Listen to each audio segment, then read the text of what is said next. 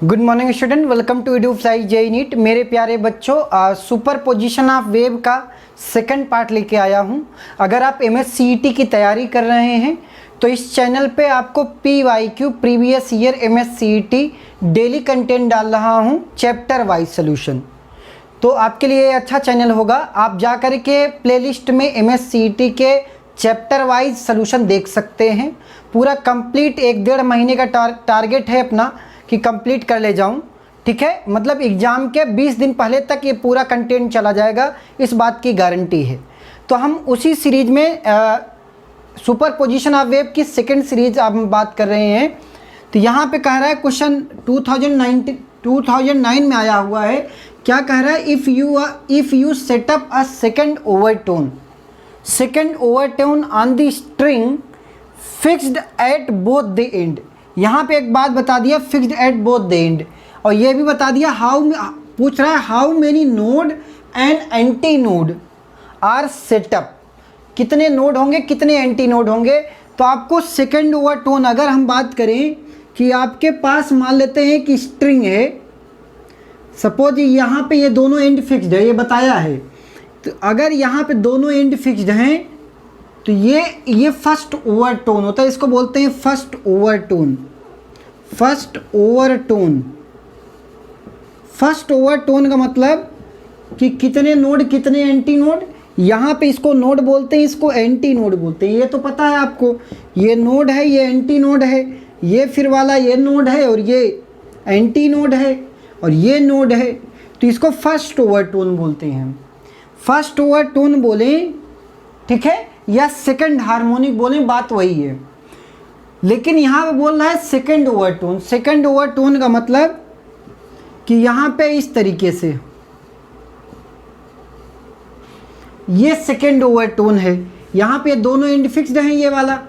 तो यहाँ पे कितने नोड हैं? एक तो ये नोड है, यहाँ पे नोड है, यहाँ पे नोड है और यहाँ पे नोड है। तो टोटल नंबर ऑफ नोड क्या होता है? नोड का मतलब होता है कि मिनिमम डिस्प्लेसमेंट या डिस्प्लेसमेंट फ्रॉम मीन पोजीशन 0 होता है, इसको बोलते हैं नोड। एंटी नोड का मतलब कि मैक्सिमम डिस्प्लेसमेंट। अगर यहाँ पे देखें तो ये मीन पोजीशन है, तो ये वाला एक एंटी नोड ये हो गया, एक ये एंटी नोड हो गया, एक ये एंटी नोड हो गया।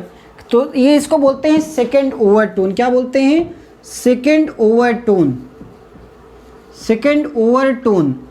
तो यहाँ पे देखें 1 2 3 4 तो नोड हो गए अपने, 4 नोड्स हो गए। और एंटी नोड कितने हो गए? 1 2 3 एंटी नोड, 3 एंटी नोड और 4 नोड हो गए। तो अपना आंसर कौन सा सही है? नोड एंटी नोड पूछा है तो नोड कितने हैं? 4, एंटी नोड कितने हैं? 3। तो ऑप्शन कौन सा सही है? सी ऑप्शन सही है। आप कुछ भी पूछे, अगर आपसे पूछे कि इसको सेकेंड ओवरटोन के बाद थर्ड ओवरटोन पूछ ले, तब भी आपके लिए कोई बड़ी बात नहीं है, ठीक। ऐसे ही आप निकाल सकते हो। ऑलराइट। सो अब बात करते हैं 2009 में ही ये क्वेश्चन आया है। 2 क्वेश्चन आते हैं हर साल MSCET में, तो ये कंफर्म कर लें, ये चैप्टर आसान भी है और कर भी सकते हो। अब हम बात करते हैं क्वेश्चन नंबर 2 की। कह रहा है the fundamental frequency of pipe is 100 hertz. Fundamental frequency दिया है and other 2 frequencies are 300 and 500। एक 100 दिया है, फंडामेंटल बता दिया। फंडामेंटल फ्रीक्वेंसी कितना दिया है? 100 दिया। और 2 फ्रीक्वेंसी और बता दिए, एक 300 है, एक 500 है, ठीक। तो आपसे बोल रहा है pipe is open at both the end, pipe is close at both the end, the one end open and one end other is close, none of these. तो ये फ्रीक्वेंसी का जो रेशियो आता है वो देखते हैं कैसे होता है। अगर आपके पास मान लो कि ये पाइप है, ये पाइप है और इसको बोलते हैं both the ends are close, इसको बोलते हैं क्लोज्ड आर्गन पाइप। क्या बोलते हैं? Closed organ pipe. उस समय ये वाला क्या होता है? एंटी नोड, और ये है आपका नोड। तो इनके बीच की दूरी कितनी? नोड और एंटी नोड के बीच की दूरी कितनी होती है? लैम्डा बाई, ये एल बराबर कितना होता है? Lambda by 4। ऑलराइट। तो यहाँ पे लैम्डा बराबर 4L हो गया। तो फ्रीक्वेंसी क्या होती है, फ्रीक्वेंसी फंडामेंटल फ्रीक्वेंसी क्या है, v is equal to f lambda होती है। तो एफ नॉट बराबर क्या, v बाई लैम्डा। तो v बाई लैम्डा की जगह क्या लिख सकता हूँ, 4l लिख सकता हूँ, v बाई 4l, ये इसको बोलते हैं फंडामेंटल फ्रीक्वेंसी। अब देखते हैं अगर ओपन आर्गन, अगर ये क्लोज्ड आर्गन पाइप, अगर ये क्लोज्ड आर्गन पाइप है तो यहाँ पे ये सेकंड ऐसे बनाएगा, इस तरीके से सेकंड बनाएगा आपका, ठीक। अब यहाँ पे ये सेकंड जो है, सेकंड बाद देखते हैं ये कितनी फ्रीक्वेंसी आती है यहाँ से यहाँ तक। ये नोड हो गया और ये एंटी नोड हो गया, अब भी नोड एंटी नोड है। तो यहाँ पे देखें तो ये वाली दूरी कितनी है, ये लैम्डा बाई 4 है, और ये दूरी कितनी है, नोड और नोड के बीच की दूरी कितनी होती है, लैम्डा बाई 2 होती है। कितनी होती है, लैम्डा बाई 2। तो इसका मतलब L बराबर लैम्डा बाई 2, तो ये lambda by 4 plus lambda by 2 कितना, 3 लैम्डा बाई 4। तो L बराबर 3 लैम्डा डिवाइडेड बाई 4, या लैम्डा बराबर क्या लिख सकते हो, 4L बाई 3। तो लैम्डा की वैल्यू आ गई। अगर फ्रीक्वेंसी यहाँ पे लिखना चाह रहे हो तो फ्रीक्वेंसी कितनी हो जाएगी, अगर यहीं सॉल्व कर ले फ्रीक्वेंसी की वैल्यू कितनी होती है, फ्रीक्वेंसी बराबर v बाई एल। तो v बराबर v डिवाइडेड बाई लैम्डा, तो v डिवाइडेड बाई लैम्डा की वैल्यू क्या लिख दूँ, 4L बाई 3। तो इसका मतलब फ्रीक्वेंसी 3 टाइम्स ज़्यादा होगी। ऑलराइट, 4L बाई 3 यहाँ पे लिख दिया, 4L डिवाइडेड बाई 3 ऊपर चला गया। तो अभी यहाँ पे देखो v बाई 4L की वैल्यू मुझे पता है 100 ये दिया है, फंडामेंटल फ्रीक्वेंसी दिया है, fundamental frequency of pipe is 100, उसका 3 गुना हो रही है, और सच में यहाँ पे 3 गुना हो रही है। इसका मतलब क्या है कि ये वाला जो आपका पाइप है एक एंड तो क्लोज्ड है। अच्छा, अगर आप चेक भी करना चाहते हो तो एक 100 का आ गया, 300 का आ गया। अगर यहाँ पे 100, इसकी वैल्यू 100 है तो ये वैल्यू कितनी आ जाएगी, 300 आ जाएगी। एक तो 100 हो गई, फंडामेंटल फ्रीक्वेंसी आपकी कितनी हो गई, 100 हो गई, और दूसरी 300 हो गई। अगर अगले टाइम के लिए निकाल सकते हो तो अगले टाइम के लिए कैसे वैल्यू निकालोगे, मान लें कि ये वाला 5 कैसे आएगा, ये वाला हो गया, फिर ये वाला हो गया, फिर ये वाला हो गया। अब ये जो वैल्यू आएगी सेकेंड टाइम पे, तो यहाँ पे देखें ये वाली लैम्डा बाई 2, और इनके बीच की दूरी भी लैम्डा बाई 2, और इनके बीच की दूरी कितना, लैम्डा बाई 4। तो total lambda by 2 plus lambda by 2, lambda plus lambda by 4, 5 lambda by 4। तो L बराबर कितना, 5 लैम्डा डिवाइडेड बाई 4। तो V बराबर F लैम्डा होता है, तो F3 मान लें, तो ये F3 बराबर कितना हो जाएगा, V बाई लैम्डा। तो यहाँ पे V की वैल्यू कितनी है, V बाई लैम्डा की वैल्यू कितनी है, 5 लैम्डा बराबर 4L बाई 5। तो 4L divided by 4L by 5, तो 5 ऊपर चला गया। तो देखो ये वैल्यू कितनी, 100 मल्टीप्लाइड बाई 5, तो 500 आ गया। मतलब हमारा रेशियो सही आ रहा है, 100 भी है, 300 भी है, 500 भी है। तो इस तीनों केस में हमने क्या देखा, हमने ये देखा कि एक एंड तो क्लोज्ड है और दूसरा एंड ओपन है। तो हमारा आंसर कौन सा हो जाएगा, pipe is open at both and गलत दिया है, pipe is closed at both and ये भी गलत दिया है, one end open and one and closed, yes option third is correct. तो इस तरीके से भी क्वेश्चन आए हैं। इसको बोलते हैं क्या, closed organ pipe. Open organ pipe भी होता है। ओपन ऑर्गन पाइप क्या होता है कि दोनों साइड क्या रहता है, ओपन रहता है, उसको क्या बोलते हैं, open organ pipe. So stay tuned with Edufly JEE NEET. 2010 का क्वेश्चन सॉल्व करेंगे MSCET। इन दिस क्वेश्चन 2010 में आया हुआ क्वेश्चन है, in a fundamental model the time taken by the wave to reach the closed end of the air filled pipe is 0.01 second. कह रहा है कि एक फंडामेंटल फ्रीक्वेंसी बतानी है, in fundamental mode the time taken by the wave to reach the closed and.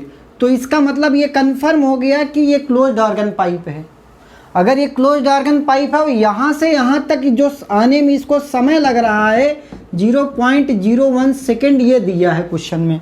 आपसे पूछा दी fundamental frequency is, तो सिंपल सा कॉन्सेप्ट क्या है, हमने क्या पढ़ा कि ये वाला तो नोड है और ये वाला एंटी नोड है। नोड और एंटी नोड के बीच की दूरी कितनी होती है, लैम्डा बाई 4 होती है। तो इसका मतलब लेंथ की वैल्यू कितनी है, लैम्डा बाई 4। तो लैम्डा बराबर क्या हो जाएगा, 4L हो जाएगा। अब आपको पता है कि v is equal to f lambda, where f is this is first fundamental frequency. अब आपको एफ नॉट की वैल्यू क्या चाहिए, v बाई लैम्डा। ठीक, अब v क्या है, v क्या है, v बराबर अगर लंबाई l है, सपोज लंबाई l है, ठीक, हमने माना लंबाई कितनी है, ये कैपिटल L माना, तो कैपिटल L है लंबाई। तो समय बराबर स्पीड बराबर क्या, distance divided by time taken. तो इसका मतलब कन्फर्म ये है कि v की जगह हम क्या लिख सकते हैं, l बाई टी लिख सकते हैं। तो यहाँ पे क्या लिख दिए, l बाई टी, और लैम्डा की जगह क्या लिख दिया, 4l लिख दिया। तो l कैंसिल हो गया। तो जो fundamental frequency I F not वो क्या आया, 1 by T into 4, T 4t या टी इंटू 4। तो 1 डिवाइडेड बाई टी की वैल्यू हमें कितना पता है, 0.01 सेकेंड लग रहा है। तो 0.01 मल्टीप्लाइड बाई 4, ये वैल्यू कितनी आएगी, अगर यहाँ दशमलव हटाएं ये 4 आ जाएगा, 100 चला गया। तो यहाँ पे 1, ये 25 आ गया। तो यहाँ पे एफ नॉट की वैल्यू कितनी हो गई, 25 हो गई। Everything is okay. तो आपका आंसर कितना है, अगर यहाँ पे देखें तो 4t सब ठीक है, l by length is yes, everything is okay. So F not की वैल्यू कितनी आ गई, 25 हर्ट्ज हो गई। तो ये आपकी फंडामेंटल फ्रीक्वेंसी है। तो ऑप्शन ए क्या है, सही आंसर है। So let's talk about question number 2010 में आया हुआ क्वेश्चन है। ये भी दो क्वेश्चन, दो तो कन्फर्म रहते हैं। तो अब बात करते हैं 2010 वाले प्रॉब्लम की। ये कह रहा है कि N1 is the frequency of pipe closed eight one and. N1 जो है फ्रीक्वेंसी दिया है, N1 फ्रीक्वेंसी क्या कह रहा है, क्लोज्ड एट वन एंड। ठीक है, एक एंड पे क्लोज्ड है, और इसका मतलब एक एंड पे क्लोज्ड है, एक एंड पे ओपन है। फिर क्या बोला, N2 is the frequency of pipe open at both the end. जो N2 फ्रीक्वेंसी है वो कह रहा है open at both the end. तो open at both the end कब होगा, this is open at the both the end, मतलब इसको ओपन आर्गन पाइप बोलते हैं और इसको बोलते हैं क्लोज्ड आर्गन पाइप। तो इसकी फ्रीक्वेंसी N2 है, इसकी क्या दिया है, N1।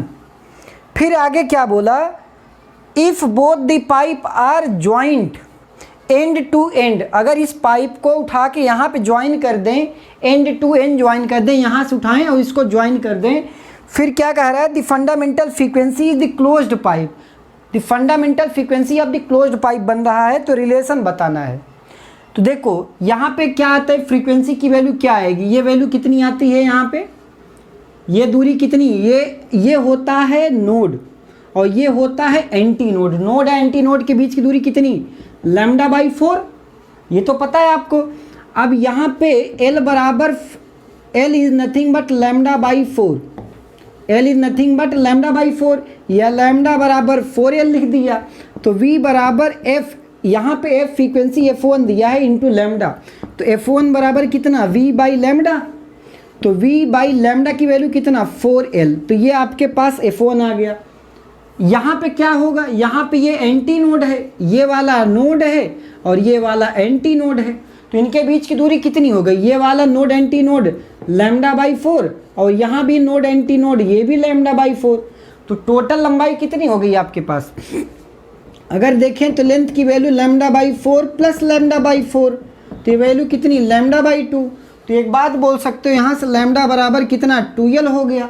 अब यहाँ कह रहा है फ्रीक्वेंसी इसकी N2 है, इसकी फ्रीक्वेंसी यहाँ पे N1 दिया है और इसकी वाले क्या दिया है, N2 दिया है।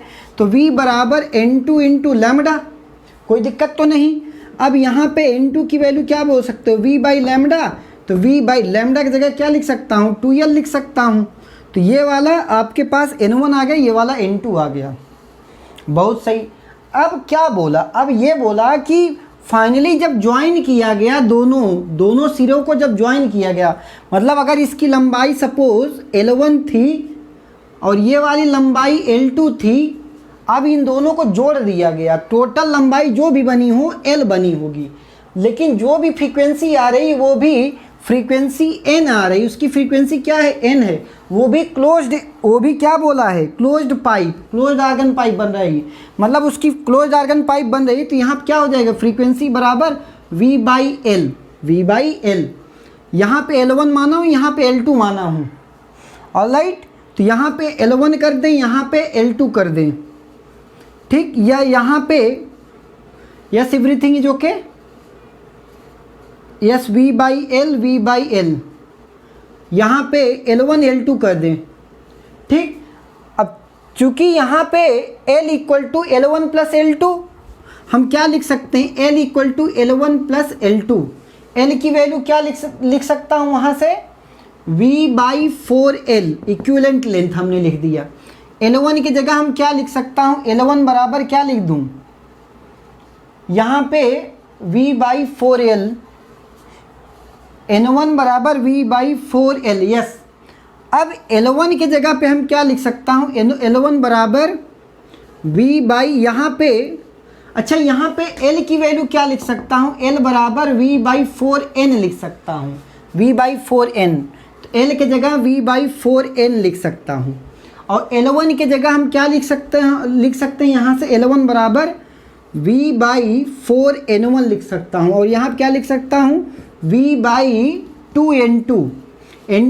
यहाँ पे L2 की जगह हम क्या लिख सकते हैं, L2 की जगह पे V बाई 2N2 लिख सकता हूँ। कोई दिक्कत तो नहीं यहाँ तक। अब देखें यहाँ पे V तो ले ले कॉमन और कैंसिल आउट कर दें, तो ये क्या बचा, V बाई 1 बाई N बराबर 1 by 4N equal to 1 by 4N1 plus 1 by 2N2। अब यहाँ पे कॉमन ले लें, 4N1 N2 LCM हो गया, तो यहाँ पे क्या आया 4N1, तो यहाँ पे मल्टीप्लाइड बाई N1 बचा, प्लस यहाँ पे क्या बचा 2 टाइम्स ऑफ N1 बचा। ये किसके बराबर हो गया, 1 बाई 4N के बराबर हो गया। तो 4 4 कैंसिल कर सकते हो। तो हमें N चाहिए था, चूँकि रिलेशन सब N में दिया है, तो N can be written as, आप वीडियो पॉज करके भी सोल्यूशन लिख सकते हैं। So N can be written as N1 N2 divided by N2 plus 2N1। ये आपका अपना रिलेशन हो जाएगा। अब 4 ऑप्शंस दिए हैं, N1 N2 by N2 plus 2N1। Yes, option कौन सा सही है, ऑप्शन ए अपना सही आंसर है। जैसे हमने मतलब मान के चलेंगे, जैसे ये अभी हमें क्या पूछा है, ये दोनों क्या दिया है, ये एक ओपन, एक क्लोज्ड आर्गन पाइप, एक ओपन आर्गन पाइप। ऐसे भी क्वेश्चन आ सकते हैं कि दोनों क्लोज्ड आर्गन पाइप दे दे, या फिर दोनों ओपन आर्गन पाइप दे, फिर उसमें रिलेशन पूछ सकता है। तो उसके लिए भी तैयार हैं, बेसिक कॉन्सेप्ट यही है करने का। सो stay tuned with EduFly JNET। अब 2011 का क्वेश्चन सॉल्व करते हैं। 2 क्वेश्चन आए हैं, अब बात कर रहे हैं 2011। 2 क्वेश्चन MSCT में आए हैं, देखते हैं। In a resonance tube the first resonance with tuning fork occurs at 16 centimeter, it is 16 centimeter, and second at 49 centimeter. The velocity of sound is given 330 meter per second. The frequency of tuning fork is, there are 4 options given. So आपको पहले ये decide करना है कि resonance, first resonance जो है वो कितने पे बन रहा है, 16 सेंटीमीटर। तो अगर हम ये वाला रेजोनेंस की कंडीशन देखें ट्यूनिंग फॉर्क में, तो ट्यूनिंग फॉर्म में क्या है, आपके पास ये वाला नोड है और ये वाला एंटी नोड है। तो ये दूरी कितनी आपने निकाली, ये बराबर L बराबर कितना, लैम्डा बाई 4, तो लैम्डा बराबर कितना 4L हो गया। तो फंडामेंटल जो फ्रीक्वेंसी हुई, जिसको रेजोनेंस फ्रीक्वेंसी बोलते हैं, वो वैल्यू क्या होती है, V बाई लैम्डा। तो V बाई लैम्डा की वैल्यू क्या हो गई, 4L हो गई, 4L हो गई। तो ये फर्स्ट रेजोनेंस फ्रीक्वेंसी है जो L की वैल्यू बता दिया है। L1 की वैल्यू कितना दिया है, 16 सेंटीमीटर।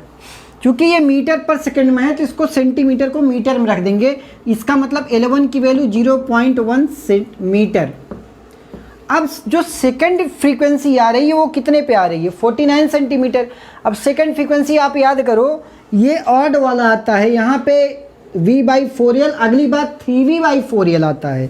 तो F1 की वैल्यू कितना, 3V बाई 4L, और ये L की जगह L2 होगा।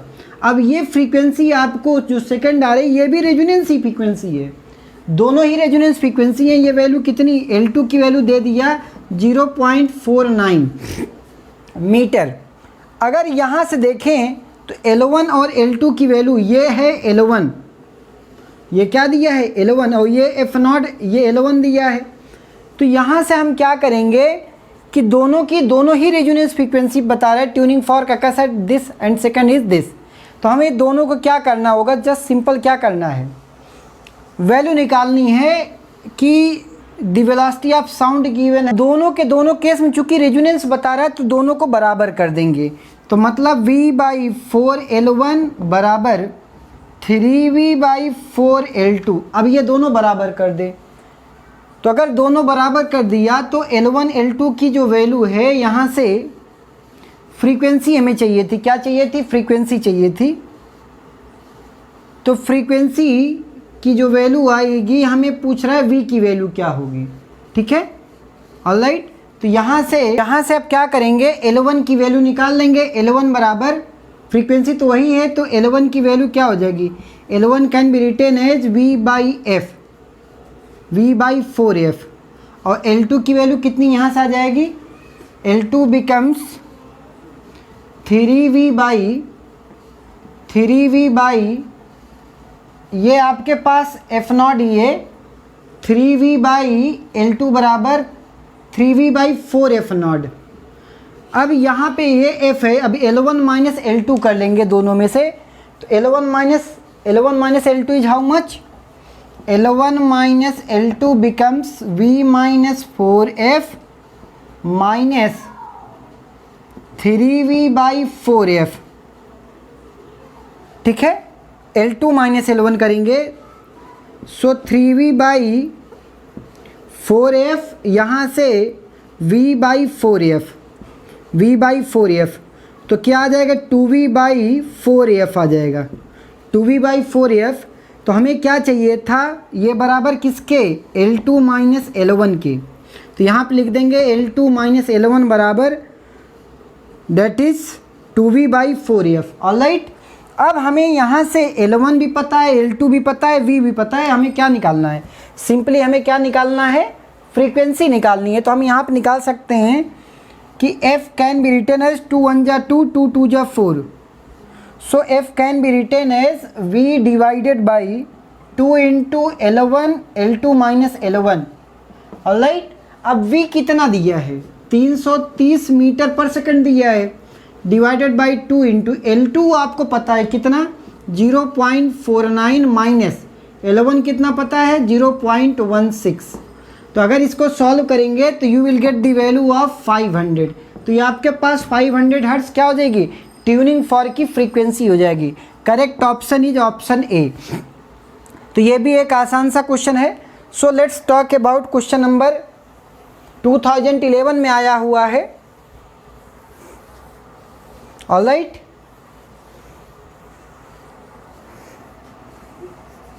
क्या दिया है, for a stationary wave y equal to a sine πx/15 cos of 96 pi, the distance between node and next and anti node is। Node और एंटी नोड के बीच की दूरी पूछ रहा है, ये सिंपल। तो नोड और एंटी नोड के बीच की दूरी आपको कितना पता है, λ/4 होती है, ये तो पता ही है। तो अब लैम्डा कैसे निकलेगा, क्वेश्चन ये आता है। तो अगर स्टैंडर्ड इक्वेशन देखें, y बराबर a sine kx cos of omega t, ये होता है। अब इसका मतलब कि ये जो आपके पास दिया है k इज नथिंग बट 2π/λ, 2π/λ। अब ये किसके बराबर है, k की वैल्यू अगर यहाँ पे कंपेयर करें तो k यहाँ पे x तो पता ही है, तो इसका मतलब π/15 के बराबर है, π/15 के बराबर है। तो पाई कैंसिल हो गया, तो लैम्डा की वैल्यू कितनी आ गई, लैम्डा बराबर कितना आ गया 30 सेंटीमीटर। अब 30 सेंटीमीटर आ गया, तो लैम्डा तो अगर आपको पता है तो एक बात बताओ, क्या नोड और एंटी नोड के बीच की दूरी नहीं बता सकते, नोड एंड एंटी नोड के बीच की दूरी कितनी होती है, λ/4 होती है, λ/4। तो आंसर कितना हो जाएगा 30/4। सो 30/4 की वैल्यू कितनी, 30/2 होता तो 15 का आधा कितना 7.5। कौन सा आंसर है, option A is correct 7.5। So stay tuned with Edufly JEE NEET. So 2012 का 2 क्वेश्चन में सीटी बात कर रहे हैं, 2015 में क्वेश्चन आया है, a pipe open at both the end. बता दिया। Open at both the end का मतलब क्या है, ओपन आर्गन पाइप है, have both the end have N1 and N2 to be the frequency of corresponding vibrating length L1 और L2 respectively, the end correction is। तो आपको क्या करना है, आपको बेसिक कॉन्सेप्ट क्या है, open at both the and, ये है open at the both the and, ठीक है। तो अगर बोथ द एंड ओपन है तो ये कितनी दूरी है आपके पास पता है, ये नोड है और ये वाला एंटी नोड है और ये एंटी नोड है, तो ये λ/2 है, ये भी कितना λ/2 है, तो ये λ/4 है दोनों ना, तो ये λ/4 कितना λ/2, तो इसका मतलब लेंथ L1 जो है इसका मान लेते हैं लंबाई L1 है, L1 प्लस डी मतलब एंड करेक्शन, ठीक। डी की वैल्यू L1 प्लस डी की वैल्यू कितनी है, λ/2 है, इट इज़ बिकम λ/2, ऑलराइट। सो यहाँ पे λ/2। सेकेंड केस में क्या बोला कि इसकी यही कोई दूसरी पाइप है जिसकी लेंथ L2 हो गई है, जिसकी लेंथ क्या है L2 प्लस, अब ये भी बोथ द करेक्शन मतलब दोनों एंड ओपन है, ये भी बताया है, both the end are open. अब यहाँ पे L2 प्लस डी ये क्या है, λ/d के बराबर है, तो यहाँ पे एक बात लिख सकते हैं, यहाँ पे λ1 लिख दें, यहाँ पे λ2 लिख दें, ठीक। अब अगर हम देखें v बराबर f लैम्डा में, चूँकि स्पीड तो कांस्टेंट रहने वाली है साउंड की, इसका मतलब λ1 अपान λ2 की जगह हम क्या लिख सकते हैं, f2/f1 लिख सकता हूँ, ठीक। अब अगर इन दोनों को डिवाइड कर दें तो L1 plus D divided by L2 plus D बराबर, ये 2 कैंसिल आउट हो जाएगा डिवाइड करने से, λ1/λ2 की जगह क्या लिख सकता हूँ, f2/f1 लिख सकता हूँ, इसमें कोई दिक्कत नहीं।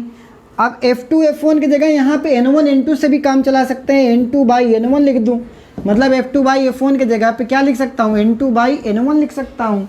तो क्रॉस मल्टीप्लाई कर लें तो N1 L1 plus N1 D is equal to N2 L2 plus N2 D2 N2 D, हमें चाहिए था D, तो इसको से एलिमिनेट करेंगे, D को एलिमिनेट करें तो ये वैल्यू क्या हो जाएगी, N1 L1 minus N2 L2 बराबर D कॉमन ले लें, यहाँ क्या आ जाएगा N2 माइनस, उसको उधर ले जाएंगे तो माइनस, तो यहाँ से D की वैल्यू क्या आ जाएगी, D is N1 minus N1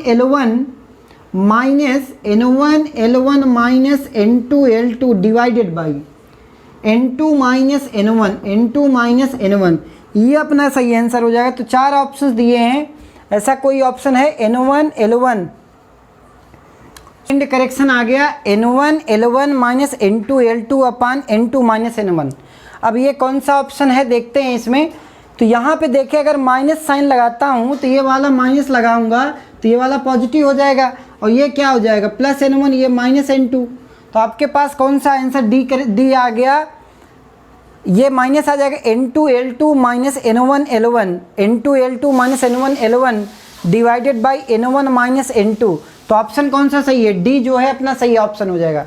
तो मेरे प्यारे बच्चों, अगर आप MSCET की तैयारी कर रहे हैं तो ये आपके लिए अच्छा चैनल है, तो आप यहाँ पे रेगुलर कंटेंट मिलेगा आपको, PYQ पूरा सीरीज चला रहा हूँ। तो आज के लिए बस इतना ही, अच्छे से तैयारी करते रहें। तो बस फोड़ना है इस बार CET, ठीक है। Wish you all the best.